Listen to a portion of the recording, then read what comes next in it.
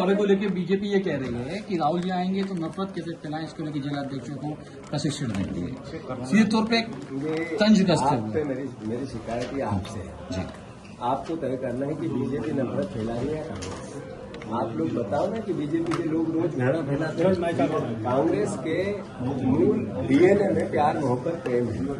अगर राहुल गांधी जी देश में 4000 किलोमीटर चल के ये कहते रहे कि हम प्यार की बात करना चाहते हैं, मोहब्बत की दुकान लगाना चाहते हैं, तो अब तो मीडिया उनसे सवाल पूछे कि नफरत तो रोज आप होते हो, आप गालियां देते हो। अरे यही तो लोग थे जब कोविड आया था तो कह रहे थे मुसलमान थूक लगा लगा के एप्पल बेच रहे हैं। यही लोग थे ना वो, यही लोग थे जिन्होंने कोविड में इतने लोगों की हत्याएं की। पाप इन्हीं का है, दे रहे थे दोष किसको? यही लोग हैं जिन्होंने समय समय पर नफरत और घृणा के बीच बोला। मैं जिनकी भी आप बात करना चाहते हैं, मैं उस मुद्दे पे नहीं जाना चाहता। ये देश एक है, एक रहना चाहिए। हर धर्म के व्यक्ति को यहाँ रहने का अधिकार है। प्रेम प्यार मोहब्बत की बात करने का अधिकार है। बीजेपी नफरत का पर्याय है। देश में मत के अधिकार को बचाना सबसे बड़ी आज दायित्व है, सबसे बड़ी देशभक्ति है। और मत के अधिकार को बचाने का दायित्व अगर एकमात्र कोई पार्टी है वो कांग्रेस पार्टी है।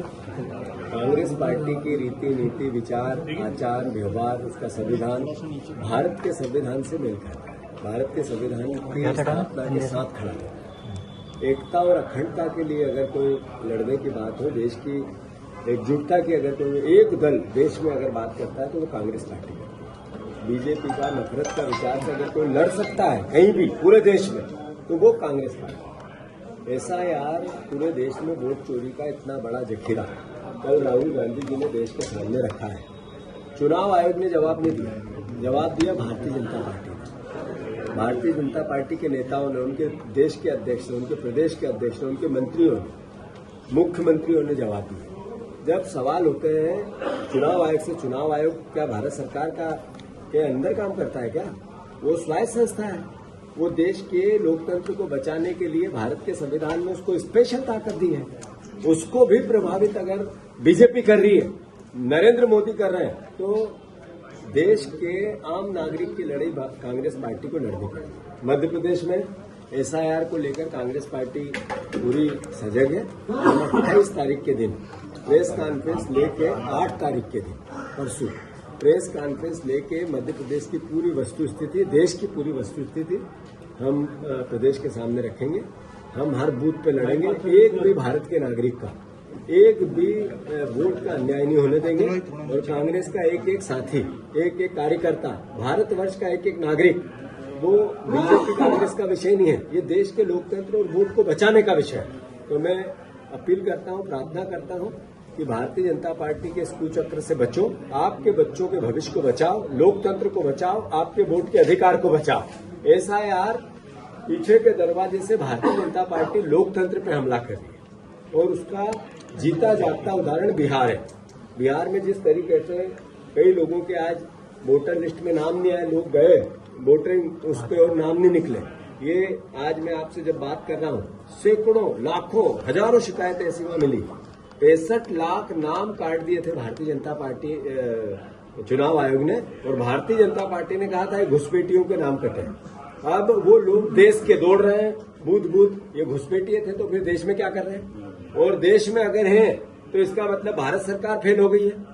अगर भारत सरकार वोट काटने पे कहती है घुसपैठियों के हम नाम काटना चाहते हैं, अमित शाह गृह मंत्री कहना चाहते हैं, देश के प्रधानमंत्री कहना चाहते हैं, तो जो लोग नागरिक देश में वोट देने के लिए दर बदर घूम रहे हैं, उनके नाम नहीं आ रहे हैं बिहार में, इसका मतलब है वो घुसपैठी है। तो फिर आपका संविधान क्या कर रहा है, आपकी सेना क्या कर रही है, आपकी गृह विभाग क्या कर रहा है, सीमा पे सुरक्षा क्या कर रही है? यानी इनका फेल्यूर दोनों तरफ है। एक तरफ है लोकतंत्र की हत्या कर रहा है, दूसरी तरफ अगर घुसपैठिए घुस गए तो ये 20 साल से नरेंद्र मोदी की 10-11 साल से सरकार है, 20 साल से वहां बिहार में बीजेपी की समर्थित सरकार है। तो ये देश के लिए संकट पैदा हो गया। कांग्रेस पार्टी मध्य प्रदेश में इसकी लड़ाई लड़ रही है, देश में भी राहुल गांधी जी के नेतृत्व में लड़ रही है। 8 तारीख के दिन हम पूरा प्रेजेंटेशन के साथ आप लोगों को, प्रदेश को, मीडिया को अवगत कराएंगे कि मध्य प्रदेश किस तरीके से एसआईआर के पूरे मामले को डील कर। प्रेस कॉन्फ्रेंस लेके रिकॉर्ड दिए। मैं आप सबसे आग्रह करना चाहता हूँ, हम देश बचाना चाहते हैं।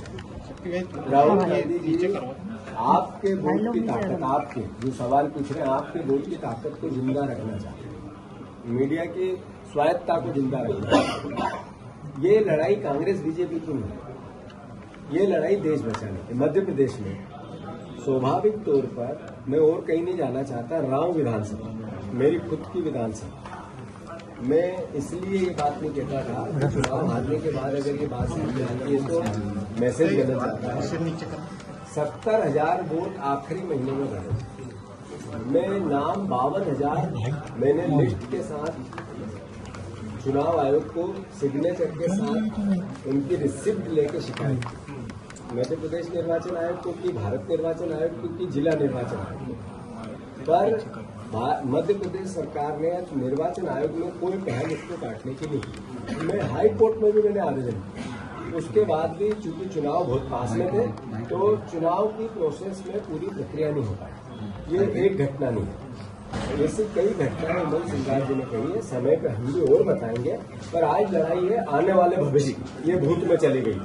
तो हम भूत की बात करके, पीछे की बात करके, इतिहास की बात करके भविष्य में बिगाड़ना चाहते हैं। प्रदेश का डेटा के साथ पूरा खुलासा करेंगे, प्रदेश में कितनी वोट 2% सही समय पे।